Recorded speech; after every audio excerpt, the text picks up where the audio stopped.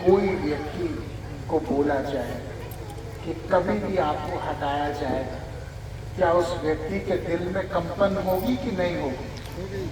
क्या उस व्यक्ति के दिल में हमेशा एक डर पैदा नहीं होगा? तो क्या हम गरीबों को और आम इंसानों को हमेशा डर के माहौल में जिंदा रखेंगे? क्या हमेशा हम उनको दबा के जिंदा रखेंगे? मेरी लड़ाई न किसी के खिलाफ है, न मेरी लड़ाई किसी को बुरे भले बोलने की है। मेरी लड़ाई केवल और केवल न्याय की है कि हमारे देश में किसान की इज्जत हो, मजदूर की इज्जत हो, छोटे व्यापारी की इज्जत हो, नौजवान का रास्ता संभव हो। और अगर ये गुनाह है तो फिर मैं गुनहगार हूँ। लेकिन मेरे हिसाब से राजनीति में उसी व्यक्ति को आना चाहिए जो अपने आप को बनाने के लिए नहीं, देश को बनाने के लिए काम कर रहा है।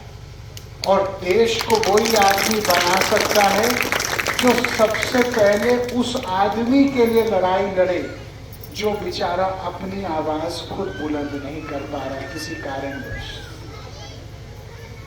और मैं आपको केवल एक चीज बोलना चाहता हूँ, 15 साल में सांसद हो गए, 5 साल सुल्तानपुर, 10 साल पीलीभीत। मेरी माँ 35 साल से सांसद है, कभी सुल्तानपुर, कभी आंवला, कभी पीलीभीत। आज हमारे पास पीलीभीत में 1 बीघा जमीन नहीं, हमारे पास कोई घर नहीं, हम किसी के घर में एक कमरे में आके रहते हैं। ये हमारे लिए बहुत बड़े गौरव की बात है। ये गौरव की बात है कि हमने राजनीति को अपने उदय का, अपने विस्तार का रास्ता नहीं बनाया है। अपने आप के लिए हमने कुछ नहीं कमाया। हम लोगों ने अगर कुछ कमाया तो आपकी दुआएं कमाई और थोड़ी बहुत इज्जत कमाने का काम हमने किया।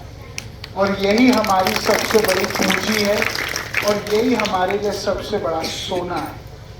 और मैं केवल आपको ये कहूँगा, आप तो जानते हो कुछ लोग ऐसे हैं, एक बार विधायक बन जाते हैं, कॉलोनी काटने लगते हैं आधे शहर में। कम से कम वो हमारे ऊपर दबा नहीं है।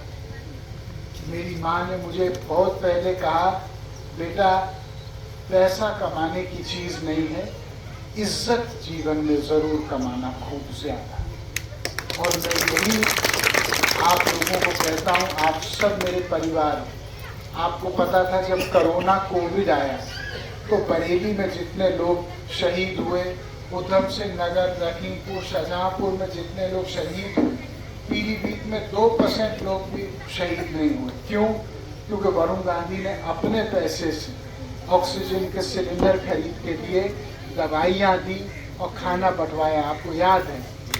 और याद रखना एक बात कि वरुण गांधी का भले गर्दन कट जाए कोई बात नहीं, मैं पीलीभीत में किसी का गर्दन झुकने नहीं दूंगा किसी संकट में। इतना ही मैं कहना चाहता हूँ। जो मेरा फ़ोन नंबर लिखना चाहे